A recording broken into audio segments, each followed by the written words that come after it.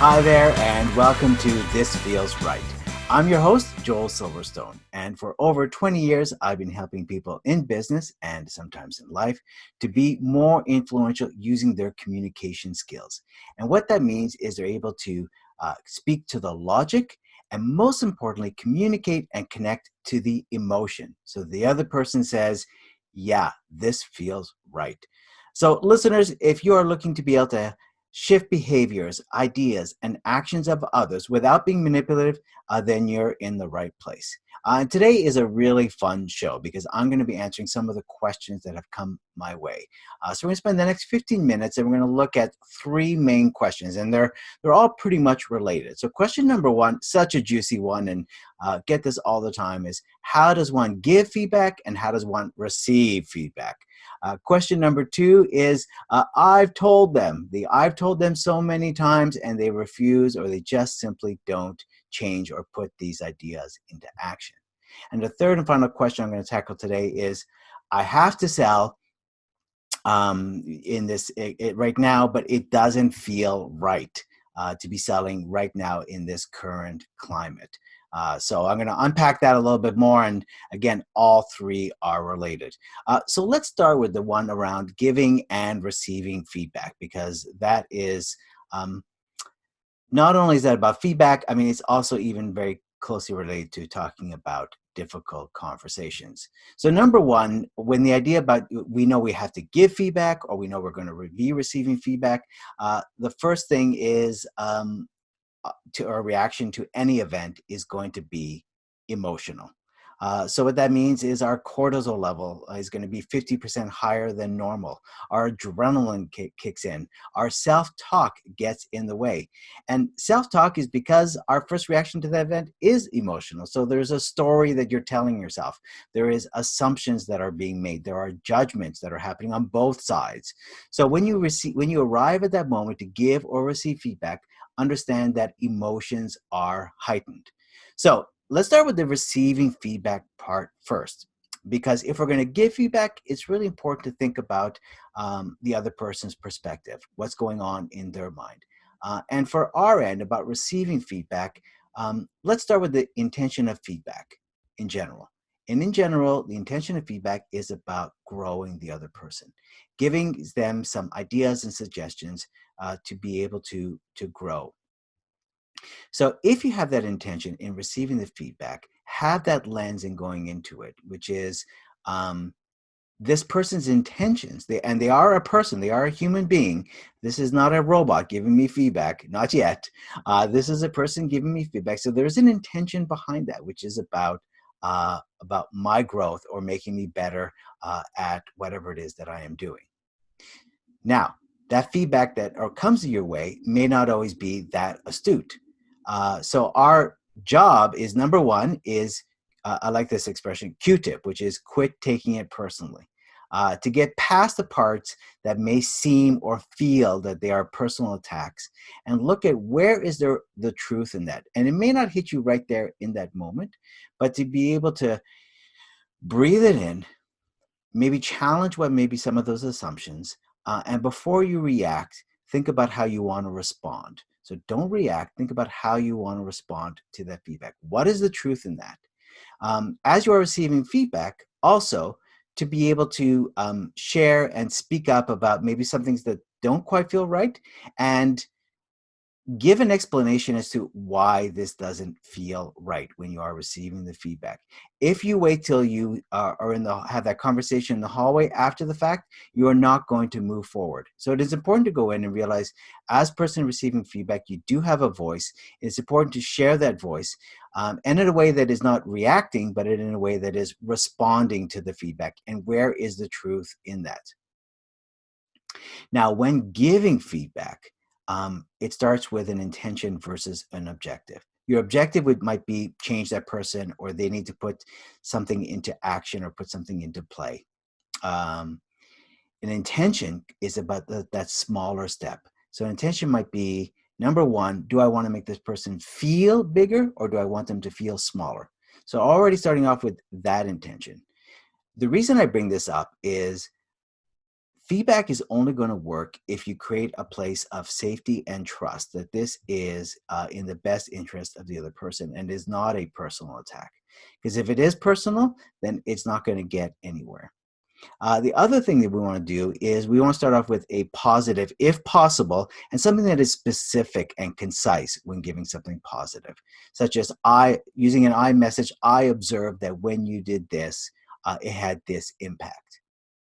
So when you can give something specific and the because you did this, this is what happened.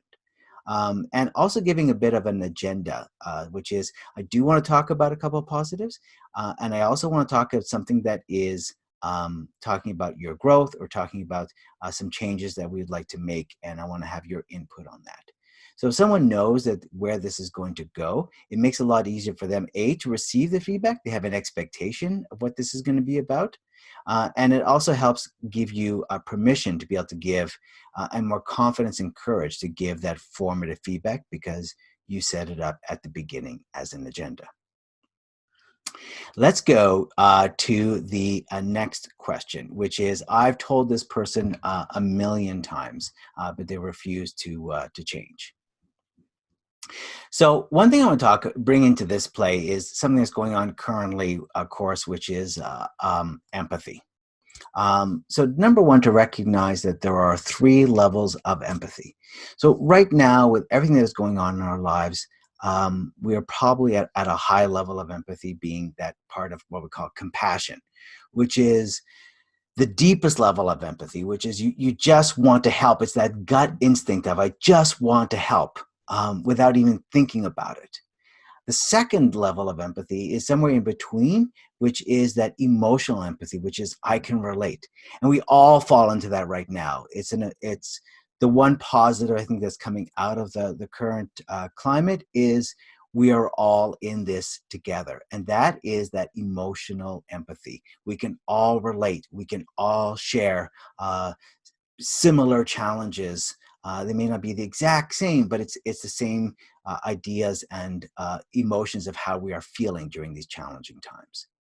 And the base level of empathy, and this is where we get into maybe that difficult conversation of telling this person to change, but they're not doing it, is that cognitive empathy, which is to acknowledge that that's how the person feels, but you don't necessarily share that feeling. So cognitive empathy is to acknowledge that somebody might be feeling a certain way, but you don't necessarily share that. So if someone says, I can't do that, that's not who I am, that's not how I operate, and you right away come back and go, I don't care, this is what you have to do, you got to take a step back and we got to earn that trust. And even though you've had this conversation a million times, every conversation you have with that person from now on is your opportunity to have a new conversation. So what I always say about difficult conversations is somebody has to be the adult in the relationship.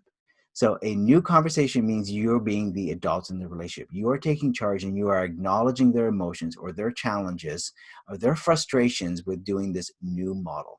So the acknowledgement of empathy. And then the second part is what maybe is their motivation? Why should they care about this? So I'm going to put a pause on that motivation because I'm going to tackle that in our third question and bring all this together. So our third question, and this is a good one. I had to reach out to this person and unpack that a little bit more, and that is I'm used to more of a face-to-face selling, and now I have to do a virtual selling, and they've given us this app which helps us connect with the customers, but this does not feel right right now to be pushing product. So I'm really struggling with having to reach out to clients right now to sell. Fair enough. This does not feel like the right time to be selling. So this is where you need to check in with your motivations. What motivates you? This person, thought it was about their sales numbers was what motivates them.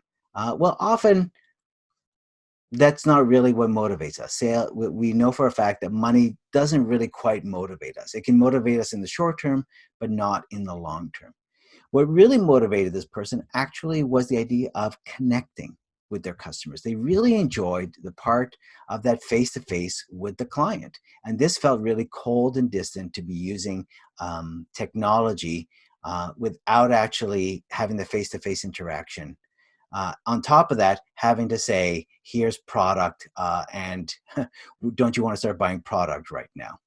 So there's a few different fundamental human needs, and that fundamental human need about connecting is really about what they call affection or relationship. It's that the idea of that there's empathy involved, that there's connecting, and this was really important to them. What they enjoyed was working that one-on-one with the client and helping them make changes in their life by using certain aspects of the product. Uh, Talked about one of their colleagues, and their colleagues was, sales was really important. They were really struggling with the technology aspect of it and didn't want to use the technology, but really like the sales. Well, that person's motivation is recognition. They want to be recognized, and it's just a bit scarier right now to be using technology. But for them, it is about recognition as a different motivator. So let's go back to the person who really wanted to connect. Now, how is this person going to reach out to their clients if connection is really important? Well, this is not the time to be selling it if that's the case. This is a great opportunity then to rebuild relationships with this person and check in with them. Again, that those intentions, those small steps, those small pockets of success. Take the time to reach out to that person and just say, hey, how are you? I'm thinking of you. Just letting you know we have a new app. It's a way for us to keep in contact, a way to communicate. If you're ready to do some shopping, take a look. I'm here to assist you. And again, however you want to word that, I'm here to connect with you. So understanding what motivates you, what are your values, and start with that versus what am I going to say? It's more important, why am I saying this? So again, this ties in so nicely with the three questions that came in, because it boils down to our intentions. Why are we talking to this person? What do we want to see change in the relationship with that person? And looking from their point of view, where are they coming from? Because they are also a human being.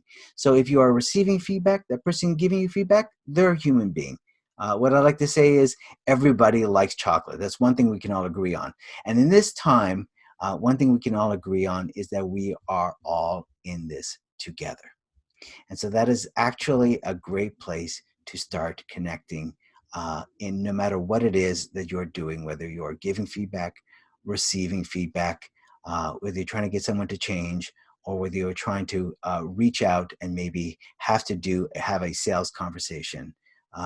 We do have this commonality and this mutual purpose that we are all in this together, and hopefully to be able to build that humanity and actually have a real conversation so this feels right.